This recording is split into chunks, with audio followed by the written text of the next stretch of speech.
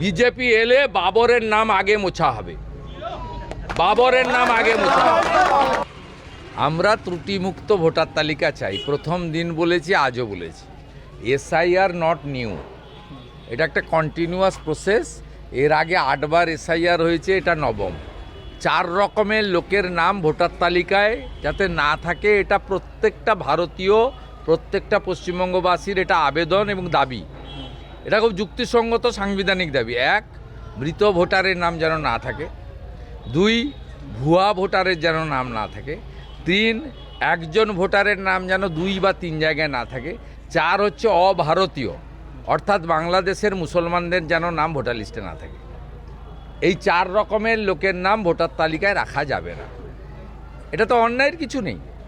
যারা ভারতীয়, তারা হিন্দু হতে পারে, মুসলিম হতে পারে, খ্রিস্টান হতে পারে, তাদের নাম থাকবে। কিন্তু যারা ভারতীয় নয়, বাংলাদেশ থেকে 2 প্রকারের মানুষ পশ্চিমবঙ্গে এসেছে। হিন্দুরা এসেছে ধর্ম বাঁচানোর জন্য, তারা অনুপ্রবেশকারী নয়, তারা শরণার্থী, তাদের নিজেদের ধর্ম রক্ষা করার জন্য। তারা ইসলাম গ্রহণ করেনি, তারা বাঁচার জন্য এখানে এসেছে, তারা শরণার্থী। আজ যারা বাংলাদেশ থেকে এখানে ঢুকে অবৈধ অনুপ্রবেশকারী, আমার মা বোনেদেরকে, কন্যাদেরকে লাভ জিহাদের ফাঁদে ফেলছে, মহিলাদেরকে তুলে নিয়ে যাচ্ছে, বিয়ে করছে, 2টো বাচ্চা হচ্ছে, ধর্ম পরিবর্তন করছে, তারপরে তাকে কেটে খুন করছে, তারপর আবার একটা বিয়ে করছে। অগুন্তি বিয়ে, অগুন্তি বাচ্চা। এরা জমি দখল করছে। বর্ডারের 6000 গ্রামে শাঁখ বাজে না, তুলসী মঞ্চ নেই, শিবালয় নেই, নামহট্ট হয় না, শীতলা মায়ের মন্দির নেই, সেখানে প্রদীপ জ্বালানোর লোক নেই। 6000 গ্রামে বর্ডারে, বাংলাদেশ পশ্চিমবঙ্গ সীমান্তে। এ জিনিস তো মেনে নেওয়া যাবে না ভাই। তো এদের নাম রাখা যাবে না। লোক চাকরি চায়, সোজা বাংলা হিসাব আপনাকে বলে দিই, 349 টাকা লাগে রিচার্জ করতে। এই টাকাতে কিচ্ছু হয় না। লোক চাকরি চায়, লোক শিল্প চায়, লোক টাটাকে ফেরানো চায়, এমপ্লয়মেন্ট এক্সচেঞ্জ তুলে দিয়েছেন, আবার চালু হোক চায়।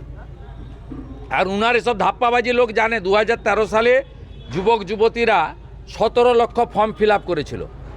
তাদের সেই 17 লক্ষ ফর্মকে উনি কেজি দরে বিক্রি করেছেন। উনি পারবেন তো এপ্রিল মাসে দিতে? উনি জানেন ভোট ঘোষণা হবে, দিতে হবে না। অনলাইন করেননি কেন? এসআইআরে নাকি লাইনে দাঁড়ানোর জন্য আপনার লোকেরা তো নাম ভুল করেছে।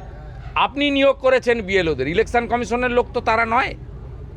আপনি বিএলও পাঠিয়েছেন আপনার সরকারি কর্মচারীরা, তারা আমাদের নামের বানান ভুল, পদবীর বানান ভুল করেছে। তারপরে লোককে বাধ্য করিয়েছে লাইনে দাঁড়াতে, এসআইআরের লাইনে। আর এখন আপনি পশ্চিমবাংলার লক্ষ লক্ষ যুবক যুবতীকে লাইনে দাঁড় করাচ্ছেন কেন? আপনি তো অনলাইন করে দিতে পারতেন। এখন তো সব অনলাইনে হয়। অতএব এসব জিনিস করে হবে না। মমতা ব্যানার্জির সরকার হচ্ছে মুসলিম লীগ 2। যারা মুসলিম লীগকে চান তারা জোড়া ফুলে ভোট দেবেন, যারা মুসলিম লীগকে হাঁটাতে চান তারা পদ্ম ফুলে ভোট দেবেন। বিজেপি এলে বাবরের নাম আগে মোছা হবে, বাবরের নাম আগে মোছা হবে।